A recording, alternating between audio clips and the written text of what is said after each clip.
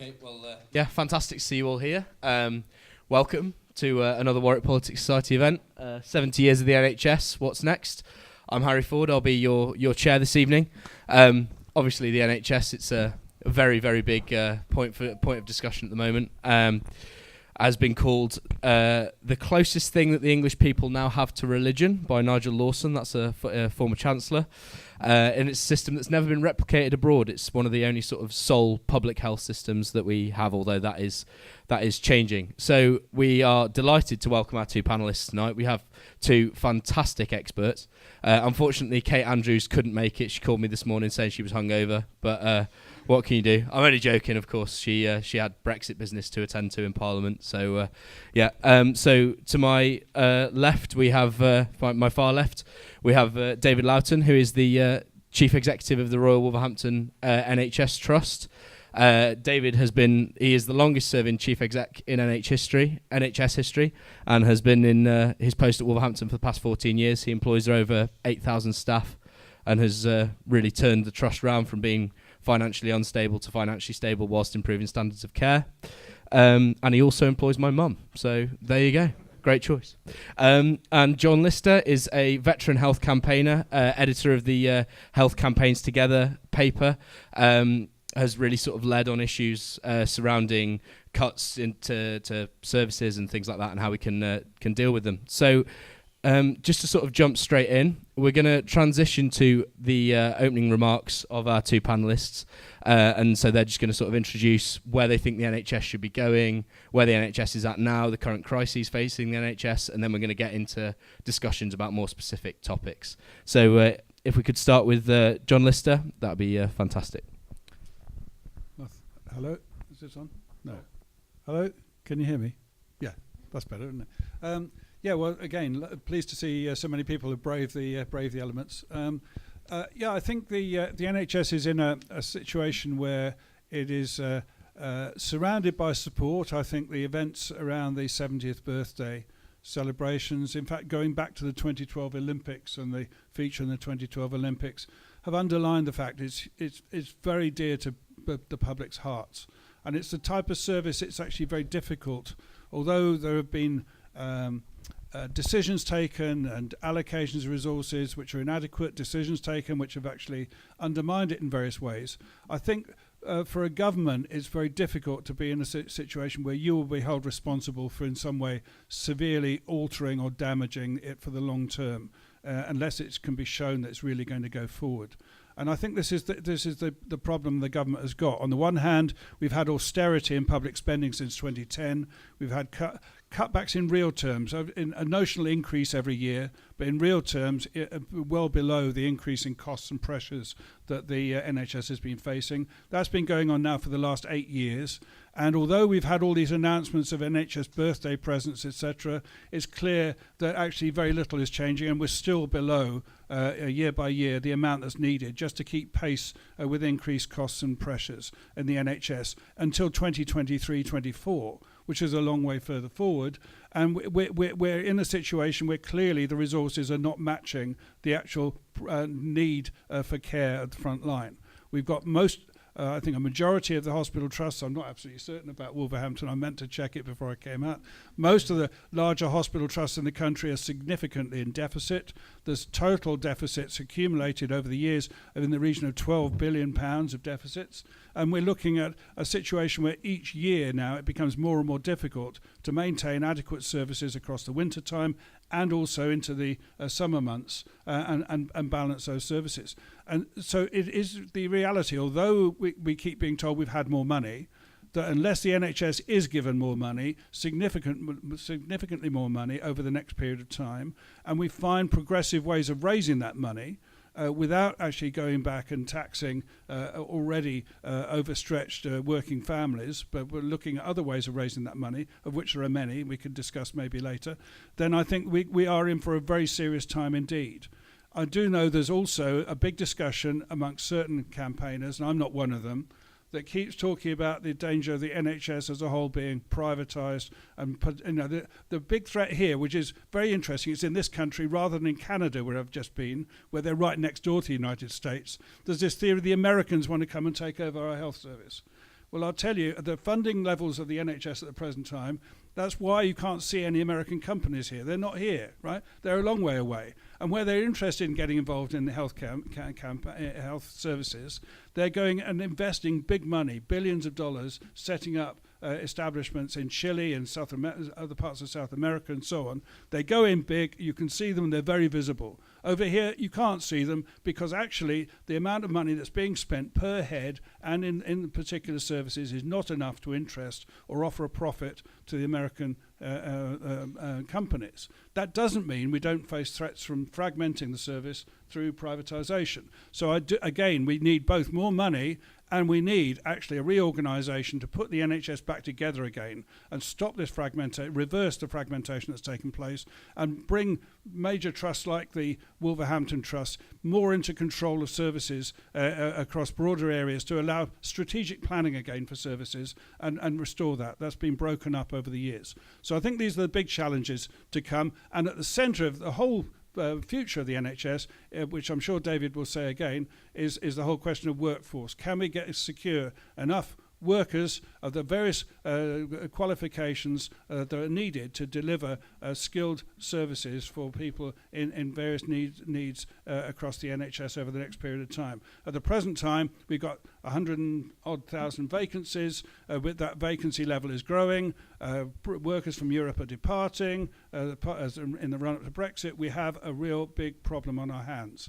And that is the third big challenge in front of the NHS. So these are the things where I think in each case the jury's out as to whether or not we can solve this problem in time. But at the present time, no political party can be seen to be openly attacking the NHS. All these things have been done behind the scenes, which is why you might not have caught up with them yet. And we're hoping this evening some of you might actually be interested enough to follow it up and want to do more with us. That's fantastic. David Loughton. Okay, thank you very much, and good evening to you all. I suppose I don't disagree with anything you've said, actually, which probably doesn't make for a great debate, does it? I think the only difference is how we approach these things, and for me it's interesting actually driving onto this campus tonight, because I worked out it was probably 17 years ago when Sir Brian Follett was the VC of this university that I set up the medical school. And at that time we were all talking about continual expansion in the numbers of medical students going into the system. And I was on the workforce advisory group to ministers at that time. And we used to say, right, well, we'll look at the retirements, we look at the expansion in specialties, and we would then say, for argument's sake, we need another 700 people going into anaesthetic training. Those numbers went off to the Treasury. It came back with a red pen through it, and the 700 had been cut to 350. And we've been doing that for nearly 2 decades, actually putting the numbers of people into training that the Treasury and the NHS can actually afford, not looking at the demand that would ensue later.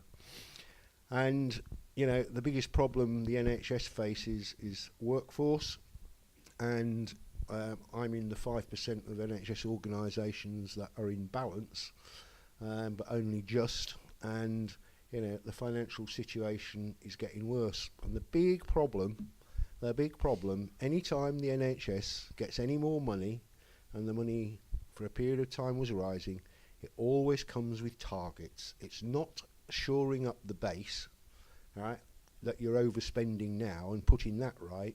It's then we get more targets added to it. And going back to doctors, I mean, you know, it's going to take 12 or 14 years to sort that problem out, because we just haven't been putting enough people into medical schools. And if we start to do that now, you cannot change that very quickly, because I'm at the outer limit now as to how many medical students I can have in the system.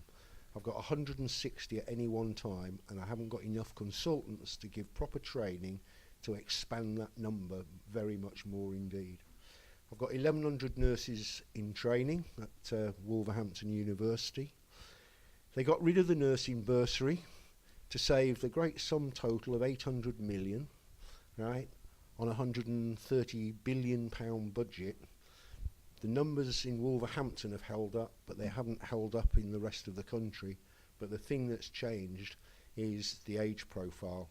No disrespect to you all in this room, it is young people that are going into nurse training, and people in their mid-30s who've got mortgages and families are not actually going in because they don't want to come out with the debt. So that's a sort of problem that needs fixing. A&E and targets, you know, we've got a target that, in my opinion, is all wrong. I do pretty well on the A&E target. I'm always in the top third in the country, but struggle away. The target's wrong, because I get congratulated that my admission rate from people that turn up by ambulance, and today we'll have had 180 ambulances, and I'm held up as being really good because I only admit between 16 and 20% of the patients. Right? That's the wrong target. If I was admitting 80% of the patients that turned up by ambulance, they're the people that should have come in the first place. Because to say that 80% of people who are transported to hospitals by ambulance are on their way within 4 hours, give or take, there's something wrong with the whole system. I actually manage community services. I've now started to take over GP practices, because if you're going to manage demand in hospital services, you've got to do something about primary care. And I actually believe we've got to get rid of the independent contractor model, because 70 years ago, Aneurin Bevan had to compromise to get his bill through. So he actually, when 85% of the doctors voted not to join the NHS, he then came up with the independent contractor model. Well, independent my backside, because they are paid from your taxes, yeah? And it's like, you know, if you work for Sainsbury's, Tesco pay your pension. So they're not independent, but that needs the bit sorting out, because I've already proved what you can actually do by managing that sort of demand. And the NHS, 90% of patient interaction is in primary care. It's not in secondary care, and that needs to be sorted out to sort it. The other targets, and I do hope that someone does something about this, on the cancer 62-day target, there are some of the targets. I have never hit my target for head and neck cancer, and I never will hit the target, because first of all, you've got to take the patient's teeth out. That takes 4 weeks to fix. You've then got to make the mould, and you can't do that until everything's settled down.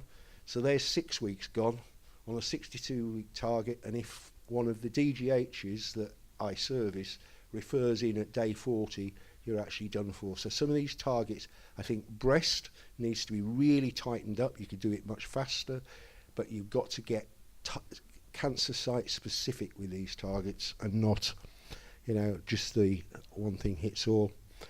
The other thing that I think the NHS has got to change, and that is we've got to adapt to what the people who are going to come and work to us want to do. I've got something called the Academic Institute of Medicine. I've got 140 clinical fellows on my own training programme. They do 6 sessions in the hospital, and they've got 4 sessions at the university, so they'll walk out with a higher academic qualification. And we've got to be a lot more flexible going forward, and we've got to change some of these models, because the GP partnership model is dead in my opinion, because people in their mid-30s, they do not see themselves anymore going into a partnership and staying there until the day they retire. And believe it or not, veterinary practice is probably at least a decade ahead of the NHS, because the partnership model in veterinary practice didn't work. They then merged into bigger vet practices. That still didn't work, and now if you look on most retail parks and in the high street, you've got Pets for Us, hospital, pet hospital, or whatever you want to call it, and God forbid this would happen. Most of those are backed by venture capitalists, so I wouldn't like to see us go in that direction. But that partnership model, and I'm on the government's advisory group looking at that partnership model.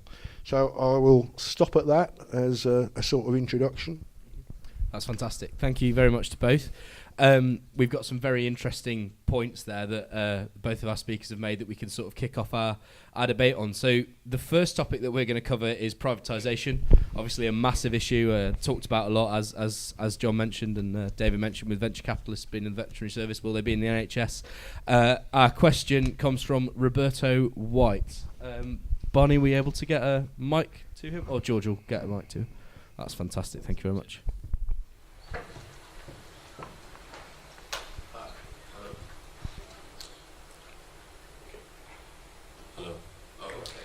So my question is, do you believe that private sector involvement thank you. Do you believe that private sector involvement in the NHS helps or hinders its outcomes? Thank you. Right. So obviously, since the reforms under, was it Andrew Lansley who was the health secretary? So there was the creation of CCGs, and they sit above NHS trusts, and they obviously allocate the money, and whether you can use a private provider or use the state, that sort of depends on the CCG. So does involvement of the private sector help or hinder its outcomes? David Loughton, you're a chief executive. What do you think? I'll turn it around, actually, ask another question. 30% of my £600 million gets spent in the private sector overall. And for cancer treatment, for some cancers, 50% of the spend is with the private sector. And I've got some cardiac procedures where the percentage spend with the private sector is 80%. We cannot do without the private sector. But you've got to sort of look at the involvement, and that is not, in my opinion, to be providing core services. But, you do get some, heart valves, by the way. I buy heart valves from the United States. The NHS does not manufacture very much at all. So there will always be private sector involvement. What I wouldn't like to see is the private sector wholesale running core services. Fantastic. So, John Lister, obviously you've spoken a fair bit about people before profits, things like that. Should there be no private sector involvement in the NHS? And the NHS obviously manufactures more things, or what do you see the role of the private sector as in the NHS? Well, I think there's different ways in which the private sector has looked to get involved in the NHS, and what I'm particularly concerned about. I mean, I think as suppliers, I think the private sector is going to be there for a long while yet. But in terms of actual service providers, I think there's a big question mark as to whether or not they have anything to offer at all. And we've had various examples of this. We've had, for example, the Circle, the company that thought they could run hospitals. They picked one of the smallest hospitals in the country. They said they were going to generate £30 million savings, out of which they'd take their profits on a £100 million a year budget over 10 years. 2 years later, having failed on all fronts and actually alienated a load of staff and created an almost impossible scenario, they paid £5 million to walk away. Right, it was a complete and utter disaster. The management regime that they installed in that hospital was unfavourably compared with North Korea. Right, they had people wearing their own uniforms rather than NHS uniforms. This was the kind of crazy approach they brought. Now these guys run tiny private hospitals. Tiny private hospitals have almost nothing in common with a general hospital, and yet somehow they thought they would be qualified to walk in and actually manage a small general hospital with an emergency department and so on.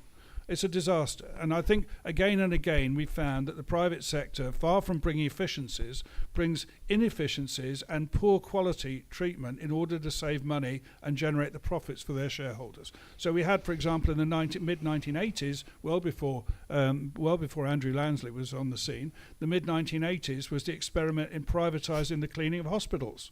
And the government insisted to try to make sure that more companies got these contracts, that the hospitals had to take the lowest bid. Now, if you're taking the lowest bid for a labour-intensive job, you're going to get the least amount of labour done for your money. In other words, you're not going to get the hospitals cleaned. And that's what happened. And we wound up with a massive plunge in the hygiene standards of many hospitals across the country and all kinds of associated problems that we've been coping with ever since. And it's been an unmitigated disaster. Normally, if you just want to talk about, give it a quick shorthand as to why privatisation is a bad idea, just mention hospital cleaning. And almost everybody's got a story about how it's gone absolutely horribly wrong. And again we've seen this. And the other example I'll give is about building hospitals and putting up the money to build hospitals, PFI, Private Finance Initiative, right? This was I've just finished a book on this, so I'm well versed, and I'm not going to give you the whole book. But it just seems to me the whole idea that the private sector can somehow generate economies or innovations that are going to actually make a big difference to compensate for the increased cost of doing it that way has always been a myth. It's always been an imaginary gain. And actually, in practice, again and again, around the world, we've seen these schemes have come out far more expensive. They're delivering hospitals, in many cases, are shoddily built, in the wrong place, too small, a whole series of things which are integrally related to the fact that it's privately financed and aimed to actually generate a profit for the company at the end of the day. So I think the private sector has a case to prove as to what it's got to offer. Yes, they can make things. Yes, they can actually physically build the building. Whether they should be involved in any other aspect of managing or running and delivering services, I don't think there's a case has been made that they can actually improve anything at all. I don't disagree with a word of that, and I am responsible for having built the PFI hospital here in Coventry.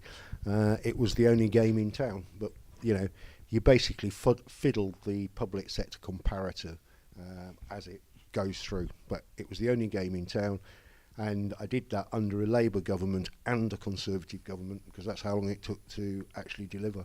And the other thing I passionately believe in, I've got no contracted out services at all. It's our own cleaners, it's our own porters, right? And I have a saying, actually, if I can't provide it to the same or better standard than the private sector, I'll sack the managers before I sack the staff. But obviously, David, if my research serves me correctly, you did do some work with Nuffield Health, obviously a private healthcare trust, about sort of savings and sort of how to make trusts cost effective and things like that. So was that in line with? I can't do anything about the fact that the government introduced patient choice. So therefore, the GP says to the patient, "Where would you like to go?" And in my case, would you like to go to Cannock Hospital? Would you like to go to New Cross in Wolverhampton? Or would you like to go to the Nuffield? But, no bones about it. I've got a nice, cosy little relationship with the Nuffield. So, I'm quite happy with the way we make it work, right? Yeah, so that because I am paying them at tariff, yeah? So I'm not paying through the nose for it. Mm-hmm. So, of course, that's evidence of where the private sector could work in harmony with the NHS, would you say? Oh, well, totally in harmony, yeah. John, if you'd like to... Well, I think if we've got a chief executive like David that's going to actually make sure that they're in charge of the process, yes, it can work, although I think David would prefer to have the capacity to do the work in-house within the NHS and not go through all this rigmarole. Certainly when the first time this came forward was the Concord Act, which Alan Milburn, as a Labour Health Secretary, drew up with the private hospitals to say that private hospitals would do elective operations during winter times when the beds were full, and that this would actually notionally reduce the waiting times. But actually the average cost of doing this through the private hospitals at that point was something like 40% above the actual NHS cost. And all the hospitals that could were desperately trying to avoid actually sending patients there.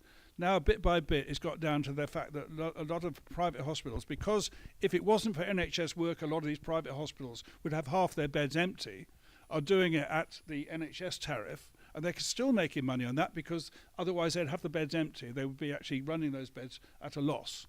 So they actually take the NHS patients. It's a staggering amount. And most of the private hospitals are actually reliant on NHS funding for actually a large percentage. The NHS is effectively subsidising the private sector, because the NHS trains all the staff that the private sector then employs, and the NHS actually now providing some of the patients that actually provide the income to keep some of these private hospitals afloat, including Circle, by the way. The two tiny hospitals that they run are something like 60 or 70% NHS-funded patients in those beds. So, it is not a relationship, I think, that can work harmoniously in that. There's always going to be this problem that the private sector is in it for very different motives from the NHS. And the private sector does not acknowledge any long-term responsibility. If things go wrong for the private sector, they walk away. They cut the contract. They hand the problem back to the NHS. And it's happened again and again and again, where the NHS has to take whoever comes through the door, and they have to do their best for them with whatever budget they've got. That's a completely different agenda. And you're not going to get harmonious working between those two. So what would the solution be to problems like that? Would that be to build more NHS hospitals? Would that be to introduce more regulations on private hospitals so that they can't walk away? I actually believe this quite passionately. The NHS has got to be broken up, right? And you've got to have hospitals that are doing emergency work and hospitals that are doing nothing but elective work. And I'm dead lucky. I suppose you've all heard of Mid Staffordshire Foundation Trust, have you? Well, I acquired half of it when it was dissolved after 2 public inquiries, and I got a great deal out of it actually, because I got a place called Cannock Hospital. I've got 10 operating theatres there, 7 wards, and it's an elective factory. It's got no emergency medicine. So first week of January, I will be ploughing through elective orthopaedics like tomorrow doesn't exist. And I think we've got to do something to restructure hospitals. So, because all you'll do is just squeeze out elective surgery, and I don't like that, because then politically, nobody gets too much grief about your emergency work. Politicians love waiting time targets and all that sort of stuff. So I think we've got to try and reorganise to stop using the private sector in that way. But I can assure you, I'm in a fortunate position. I've got control of the private hospital because, as you quite rightly say, I do point out 70% of your business is coming from the NHS, so you better work in harmony with me, and I will decide through my clinical management board which cases they actually do and which cases we do, so we get the efficiency for both of us.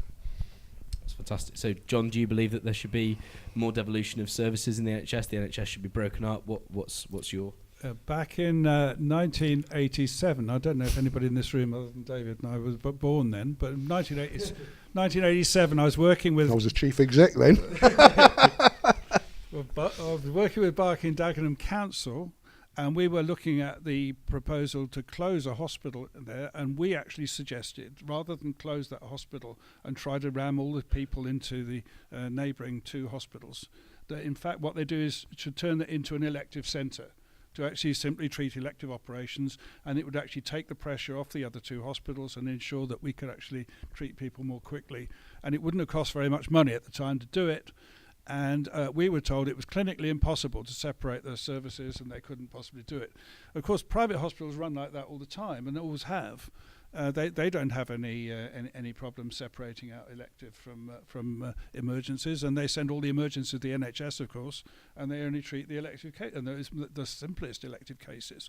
So anyway, so I'm in favour of that as a principle. There are areas of the country where the geography means that I think it's difficult to make that split, but I think the principle is a good one, and I certainly think that rather than watching more money hemorrhaging out to private providers, it would be better for the NHS to look at how it can produce the resources to deliver those services as part of an integrated system within the NHS and the public sector, because it's more economical to do it that way, and actually there's safer services delivered by the NHS with the proper teams, rather than the way that the private sector does operations. That's brilliant. I'm sure we'll get onto how to produce the resources later. So for privatisation, we'll stop there. I'd like to move on to the next topic, which is management. So we sort of talked a little bit about breaking up trusts, and obviously we have a management expert on the panel, with David being a chief executive. So I'd like to go to Shafali Nandra, and she will ask a question about management. So, as seen in the uproar over junior doctor contracts, there are limits as to how far the NHS can stretch its resources. So, are current reforms and efficiency targets sustainable for the quality of care as well as for the mental health of NHS workers, particularly for doctors and nurses? Yeah. David? Well, I mean, I was on the negotiating committee on the junior doctors contract, and I had to spectacularly... when the Secretary of State, who's now doing work overseas in big scale, I had to very publicly say I did not agree, and that was of the 11 chief execs that were on the negotiation, 7 of us walked away and said this is absolutely stupid. How to pick off an argument with 53,000 doctors that you didn't need to have is beyond me, and the damage that has been done by that was absolutely awful. And I don't really think it should have happened. And today we still live with the scars of that bruising episode. And let me assure you, Jeremy Hunt thought it was going to do something to improve weekend mortality. Yeah, great. It's reduced it from 13% to 11%. It wasn't a battle worth having, in my opinion, because you should be very careful how you treat... I mean, I feel personally about this, because those good people are going to be looking after me in my old age, so I don't want them to be pretty racked off. But we are improving. John Lister? Again, it comes back to numbers, and can we persuade those who have gone through the process of training with the NHS and have established themselves and their qualifications to stay in the NHS and to work in the NHS. There are other places, other countries they can work, there are other things they can do.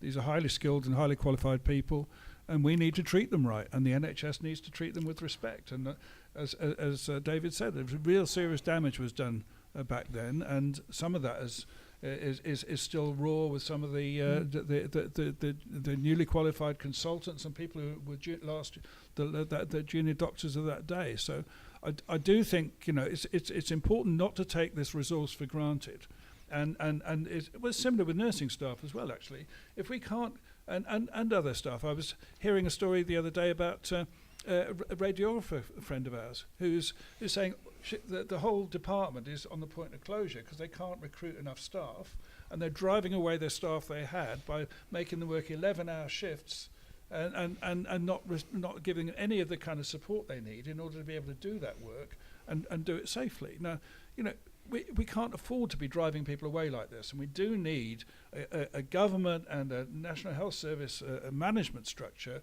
that's going to take these things seriously and put workforce absolutely centre stage. And there's a lot of material now coming out. The Health Foundation's just done a major report about the centrality of the workforce issue. We have to really start to sort this one out, because we don't have much time, actually, with Brexit driving people away in droves, the recruitment from Europe having dried up as a result of Brexit. Whoever thought that was a good idea? And we're now in a situation where it's incredibly difficult to see how those gap vacancies that we have are going to be filled. So unless we make it a great place to work with proper respect for doctors and giving them the conditions in which they feel they can combine their training and their work, then I think we're in for a really bad time within the NHS, and things can only get worse. Yeah, I mean that's fantastic. We also just to touch on another area. Obviously, we've talked a bit about management. And obviously, a big part of management involves planning. And David, you recently criticised Shrewsbury and Telford NHS Trust because of their sort of poor planning, which basically led to the closure of an A&E department. Shrewsbury and Telford, it's a very, very sort of rural area, so the population centres are quite spread out. So it's very hard to get access to care. We were also talking before about closure of A&Es that led to babies being born on the was it the M5, was it, John? Yeah, between Redditch and Staffordshire Hospital. So how much how important essentially is planning? And go. I mean, the problem is that the politicians just want to keep everything going, and they ignore the workforce issues, right? And Shrewsbury and Telford was a good example of, this has been a problem that's been brewing for many, many years. And it was because two trusts merged, but they didn't clinically merge any services nearly 20 years ago. And all over the country, you've got examples of this where they just merged organisations and they didn't reconfigure the clinical services to be sustainable going forward. But also there needs to be a bit of public understanding about this. I'm not going to say where I live. I used to live in Warwickshire, but I don't anymore. But I can assure you, I would not want to be taken to my local DGH, right? I want to be taken straight to the QE in Birmingham. And I don't think there's an understanding that all DGHs do not offer the same services. And if you're involved, and let's take Shrewsbury and Telford, if you're involved in major trauma, you will not be taken now to Shrewsbury or Telford. If you're in Coventry and Warwickshire and you're involved in major trauma, you will be taken straight to UHCW, even if you're outside Warwick Hospital. And that's been something that's been put in place for a number of years. And this is also another problem of unintended consequences, because we set up these major trauma centres because our results for major trauma in this country by comparison to other countries were appalling. So we set it up, and lo and behold, we now find doctors don't want to go and work anywhere other than big major trauma centres. Leeds have got 46 A&E consultants. I've got 28. Stoke has got 32. Shrewsbury and Telford have got 4. So it was unintended consequences. We had to improve major trauma, but we did that, and then we never thought through, well, what's going to be the consequence going forward? Because not being funny, if you're an A&E consultant, you want the blood and thunder, you want the sexy stuff, you want to be saving lives. You don't want to be dealing with the frail elderly when you can have so much fun doing other things. And it was that unintended consequence. And I know the figures in Coventry and Warwickshire. There is only 170 cases of major trauma a year. So we fixed that problem and then created another problem. John Lister? Yes, I can. There are cases of severe trauma where you actually need the hyper specialist units, but they're a relatively small number. And there are for the day-to-day accident emergency services, there's two questions. Can you get there in time to make meaningful treatment? In other words, are the distances and logistics a problem? And also, when you get there, are the beds and the capacity there to actually receive the patients? Even if the doctors are there, is there a bed to put the patient in, and so forth? And we seem to be in a situation where across the country, and there's a whole list I could run off of different places where this is an issue, where they're trying to merge or to downgrade one A&E service and make people go to another one, and it's clear that the alternative services are not in place, and that they talk glowingly about all kinds of other services being available, out-of-hours services and stuff, which are not in place. Community-based services, which are not in place. There is no money for them, there's no plan for them, there's no staff for them, they're not in place. They're not going to be in place in the short term. And when people point these things out in campaign, it's just a knee-jerk reaction against, the reality is these are serious concerns. This is not an emotional attachment to one particular hospital. This is saying, look, if I'm taken seriously ill, am I going to be able to get to treatment within an hour, within a relatively reasonable time, and get beyond the parking space for the ambulances and actually into the hospital? I mean, Worcester Royal Hospital, they've just got constant queues of ambulances outside that hospital. People are whisked across on blue lights across the county and arrive up outside that hospital and sit there for ages waiting to actually get hours and hours. This is just entirely wrong. And so we have to have planning that combines the need to tackle the workforce issues and to centralise the expertise for the things that need to be at the highest skills. But at the same time, we need to provide a basic service for the people who actually need it, accessible in each area. And we need to not lose track of that. And merging trusts, all those distances apart, in my opinion, is a really dodgy practice. It certainly can be if it's not done with care and with experience brought to mind. And particularly if you get management consultants doing the job and planning the thing out, you can be pretty certain you've got a balls up coming down the line, and there's going to be a whole series of problems. They're, again, unforeseen because nobody properly thought through the plan in the first place. David Lawton, management consultant's going to cause a balls up? Well, I had the great fun, actually, and there was something called the Trust Special Administrator. It was the first time the NHS had ever appointed a Trust Special Administrator for Stafford Hospital. And I remember the first discussion I had with him. He said, I normally go in and liquidate PLCs, and you actually just get rid of the half that you don't like, and then you sell off the other half. He said, I've never actually run anything. So I said, well, you're going to have fun here, aren't you? And then I remember going to the public meeting, and we took a load of abuse for what we were doing. You expect that, it goes par for the course. And he said to me, David, I've never been talked to like that. And they were swearing at him, etc. You fucking bastard, right? And I said, welcome to my world. It goes with the territory. And I think you need to use management consultants very, very sparingly, because I tell you the one thing I learnt out of Stafford, because they had McKinsey's doing the work there, and they're probably the most expensive going. And I remember someone showing me this spreadsheet of what would happen when you close maternity, and I said, nah, that's not right. And this lady said to me, how do you know that? I said, it's quite simple. I know what your spreadsheet says about postcodes. Let me tell you something. If you live in Stafford and you want to buy a new dress or a new suit, you would not turn right and go up the M6 to Stoke-on-Trent. you would turn left and go to Birmingham or Brierley Hill as a shopping centre. And I said, the problem is the people think south. They're not interested at the postcode bit, and that is exactly what happened. Yeah, it's what people are used to doing is what they will then choose to do when you force a change on them. Just very, very quickly, because we need to move on, but if you've got... Well, yeah, McKinsey are just incredible. I mean, in northwest London, they've now had, I think, 4 major contracts, multi-million-pound contracts, to finish a business plan that has not been finished. This started being drafted in 2014. It's still not finished.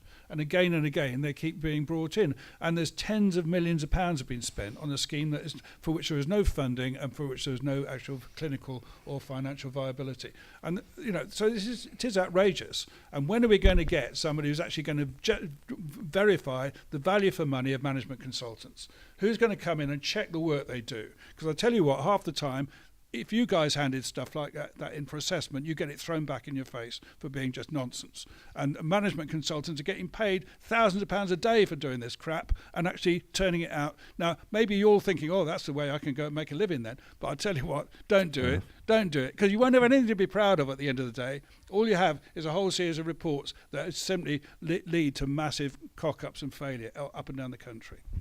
That's fantastic. Yeah, thank you both. I think the passion is starting to flow, so we'll get on to the topic that probably gets most people quite interested in NHS policy, and that is funding. And I'd like to go to Isabel Gibson for the question.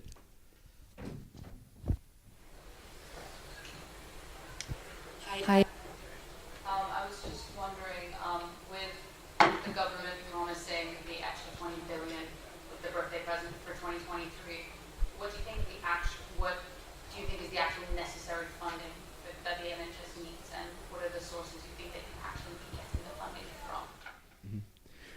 And just sort of to add on to that as well, should we be trying to look for funding through taxes, or it was even sort of floated a little bit under New Labour that charges for certain GP appointments would be introduced and things like that. So should we introduce small fees? Should we be looking to raise taxes or more efficiency savings? What are we looking at in terms of... Well, I'm not in favour of introducing charges to see your GP, charges to go to A&E, because to this day, I still have to, if you're involved in a road traffic accident, I have to send you a bill for £21.83, right? Because that was in the midst of time. You get it from your insurance company, but it's an absolute nightmare to collect the money. So your administration cost is half of what you're collecting, so you need to be really, really careful with that.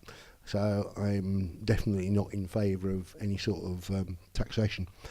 I do actually believe that the NHS will never get privatised, because I've looked at a number of healthcare systems across the world, and if you look at the States, they spend twice what we spend in this country on GDP, and they've still got 40 million or so uninsured people. So that's not a particularly great system. The Germans have got a mixed public-private system. That's not particularly great either in terms of value for money with it. So I do really think that they will stick with, the NHS being publicly funded, because I think for anybody to try and do anything else would be political suicide now, because the NHS has been, as you actually said at the start, a most loved institution for 70 years, and I think it would be political suicide to do anything about it. It's about, one of the great things we've got in this country. Pretty soon, probably the only one. So, John, how should we be looking to raise funding and, essentially the crisis that we're facing? Well, again, the problem with charge, the reason why there is no entirely privately provided healthcare system anywhere in the world, right? None are entirely privately provided, is because most of the people who need most healthcare treatment can't pay a market price for it, right? That's the reality. The NHS found one way of solving that problem, which was you have something that's funded through general taxation, so you pay according to your means into the NHS, whether you need it or not, and then you give services according to clinical need and not according to ability to pay. And it's a very simple formula. It's actually a very efficient formula, because it means you have a tax system anyway, so you're not having to set up a special machinery to collect the money. You're not like Germany, where you've got 132 different sickness funds, that collect the money, with all the bureaucracy that's entailed there and the extra costs and so forth. You actually got one source of funding, in which if the tax system is fair, then obviously you're raising the money in a fair way. Now, that's the question now, of course, at the moment. Since 2010, we've had this whole succession of giveaways to the rich and to big business in terms of tax, and we've had actually real terms increase in the day-to-day taxation faced by ordinary people. And that means that we've got a real problem. We need the rich and the big business to pay their fair share in order that we can deliver any public services at all, and the NHS, of course, one of them. So one way was to get some of these tax evading companies to pay some tax at all, like Amazon and all these other companies which should trip off the tongue. There's lots of them.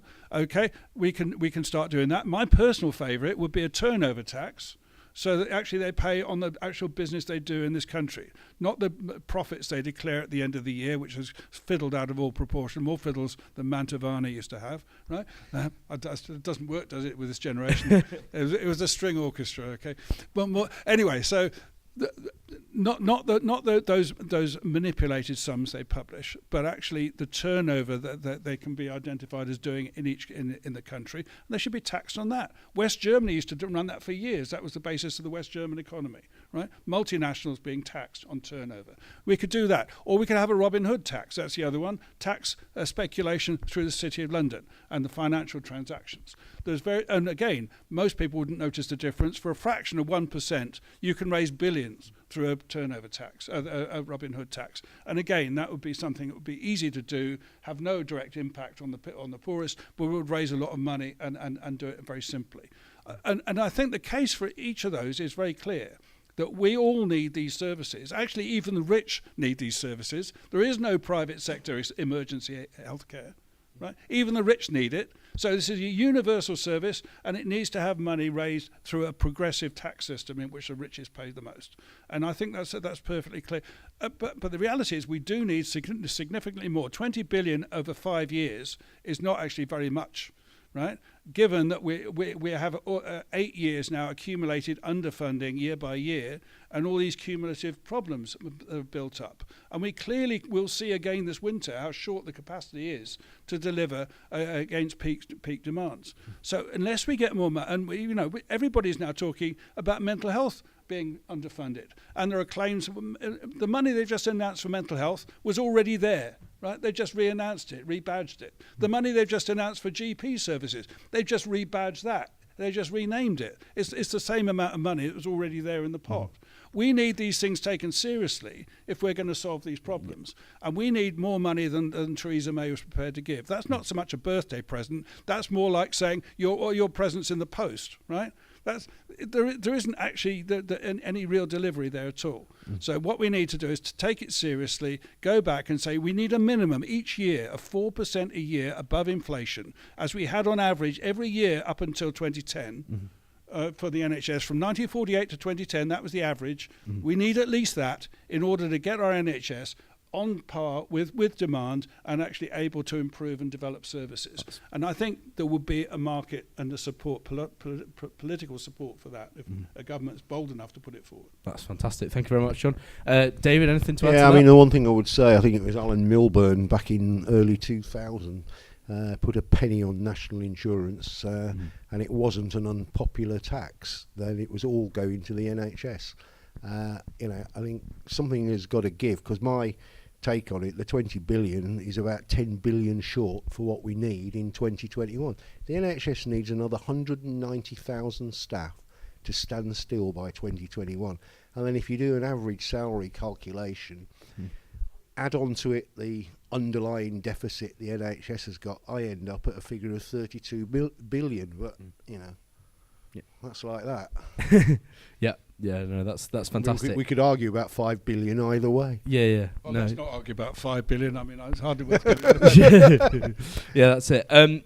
So, that brings us to the end of sort of the debate about funding. Unfortunately, we're not really going to have much time to address primary care, but what I'd like to do for sort of the last 10 minutes of the debate is sort of open it out to the floor. So if you have any questions as the audience, we'll probably go for about 2 or 3 people consecutively, and then we'll have David and John answer, and then we'll sort of see whereabouts we're at in terms of time. So if anybody's got any questions, ready for them now? Okay, the gentleman in the person in the centre. Thank you. Hi. I thought it was quite interesting what you were both saying about major trauma units and the fact that they would pull clinical professionals away from others. And it reminded me of a similar argument made against NHS Foundation Trusts when they were introduced. So I was wondering if you could both comment on whether NHS Foundation Trusts have been a positive thing and their role for the future of the NHS. Okay, fantastic. Anybody else? At the back.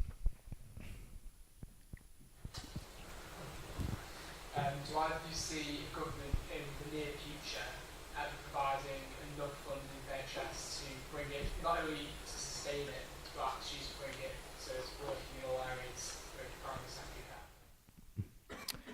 Fantastic. And a third one by any chance? If not, Billy, go on. Yeah. Do you think the sugar tax is the right way forward in tackling obesity, or would educational programmes be a more effective measure?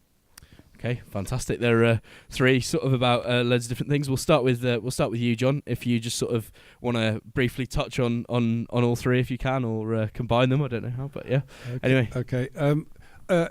Foundation Trust was the first question. I think that there definitely was a debate at the time over Foundation Trust and the impact that would have. I probably have got a difference with David on this, I don't know. But it seemed to me that the setting up of already the best performing hospitals and giving them extra freedoms and extra status further deepen the divide between them and the other trusts, and has actually been a bit of a problem. On the other hand, now most of them, alongside the other trusts, are in deficit. They're being treated exactly the same way. I mean, it's pretty much theoretical now whether you're a foundation trust or not. It just depends on what it says on the top of your letterhead. But you're being kicked around the same way by NHS England. So I think either way, that debate has kind of come and gone. I think the reality is that's not much of a dividing line. And most foundation trusts have not chosen to do the things they could in terms of varying terms and conditions and so forth, because of the amount of work and the other issues involved. In terms of the what was the other? So the funding. We did have, for 10 years, we had a government that did consistently put year after year above inflation funding in. That was from 2000 to 2010. I disagree with a lot of things Tony Blair did, but that was one good thing. And it did show that you could actually start to bring down the waiting times, bring down the waiting lists, and actually improve the quality of services right across the piece, including mental health and other services. Now, the problem is this current government is determined to throw that into reverse the 10 years that have followed, and we're in the middle of that. But I don't think it's impossible, but I do think we, as campaigners, we don't need to trust anybody. We need to keep fighting to make sure it actually happens, and that's a real challenge. And on the sugar tax, I think the sugar tax is a really good idea, but I think, like tobacco tax, it's not actually high enough. I think we just need to, it needs to be enough to really hurt. It needs to be enough to really shape people's decisions. And we did need the education as well, but how long does education take? But actually, if you can actually persuade people, it's better to get a diet drink than a sugary drink, or it's better to get something that's not got any sugar in it at all than a sugary drink. I think that's a step forward. It's a win-win. If you can make some money out of it as a tax, that's even better. And I don't think it should just be applied in the NHS. I think it should be applied in every newsagent and every garage up and down the country. And it wouldn't start to make a difference to the nation's waistlines, I think, if we did it properly. Or at the very least, would raise a lot of money if people were determined to carry on shoveling sugar down their throats. It is basically a poison, by the way. If it came forward now as a new product, it wouldn't pass the regulations to actually go on the market, because it actually doesn't have any value to it at all. It rots your teeth and it makes you fat. It's actually a completely useless product. But the problem is we've been all engineered now to accept it and expect it in almost everything that we consume. And we have a whole process of education to try to get out of that. We can start by making it more expensive to consume it. Mm-hmm. That's brilliant. David? Foundation trusts, well, that's just a dead issue now. I absolutely agree with you. The regulators treat you exactly the same whether you're a foundation trust or you're not a foundation trust. And I think really it was all a bit of a farce in a way, because the original ones, if you actually got 3 stars under the regulators' ratings, you could become a foundation trust. And there's been some spectacular failures, you know, Oxford, Cambridge, they've just, they've gone into special measures. So, you know, just because you get 3 stars, I'm afraid everything goes in a cycle, so you can't get that. The one thing that, I found quite unbelievable actually. About 3 years back, because I manage community services as well as acute, I transferred all my public health staff into the city council. And I don't blame the city council because they've had a 50-60% cut in their resources. But on the 31st of March this year, they made 21 health trainers that I transferred to them redundant. And when I walk around the city of Wolverhampton, and I walk to the council offices and I see people swilling beer down their neck at 9 in the morning and the pub's full, I do actually try and tell myself, well, they've finished the night shift, they're having a few beers before they go home, and that makes me feel slightly better, but not much. And then I walk between the station in Wolverhampton and the university, and it is just full. Every other shop is full of fast food takeaways, thanks to 32,000 students at Wolverhampton University. So really sort of short-sighted, I think. And I can understand it because, if you're a local councillor and you want to get yourself re-elected, sort out the dog poo in the park, that'll get you re-elected, more than sorting out health promotion, because it's a long haul. I always used to have a laugh with Alan Milburn actually, because he had his plan in 2000 for coronary artery disease, and he was going to hit his target by 2004. I did point out to him, it started just after the war.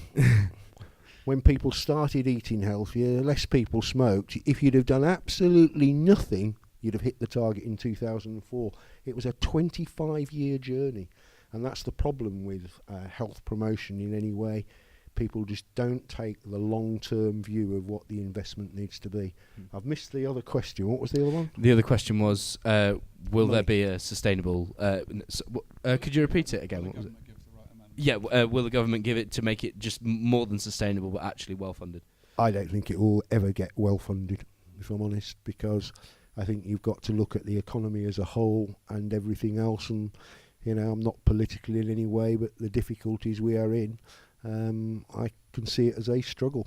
Mm-hmm. John, it looks like you just want to come back on that. Well, quickly. can I just say that in the mid-2000s, the German government proved you could actually eliminate waiting lists altogether, completely, right? And they actually had doctors out trying to drag patients into hospitals. They actually sent people over here trying to get waiting list patients sent to German hospitals, because they'd actually, by putting the amount of money they'd been put in, they'd overshot the target and they were actually spending too much. Now, it means that if you get it's not a bottomless pit, right? You can reach a point where you can actually meet demand. And there was a trajectory going in the 2000s up to 2010 where that was on track to continue, and had the funding continue to increase, we could have actually been moving in that direction. We got the waiting times down to 18 weeks, and so in many cases it was less than that. And so it is possible to do that, but you do need a sustained policy. And of course the banking crash brought an end to that. So I don't think it's impossible, and I don't think it's impossible under various different colours of government. It doesn't necessarily have to be a left-wing government to do that. Tony Blair wasn't left-wing by any stretch of the imagination. So, it doesn't have to be a left-wing government. It doesn't have to be a political party, a particular party. It has to be a party that takes it seriously. So I don't think it's impossible, but we have to fight for it. We won't just get it, because we'll have to push people and make them see it as a priority. That's fantastic. Okay, final question. We'll go Azzy, and then Ben, have you got a question as well? That'll be the last two, and then... Are there any elements of different health systems across the world that you envy or that you think the NHS would benefit from? That's a good question.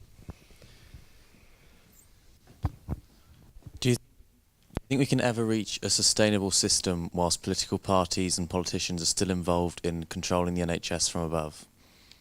Interesting. So if we... Right, I'll answer the first question.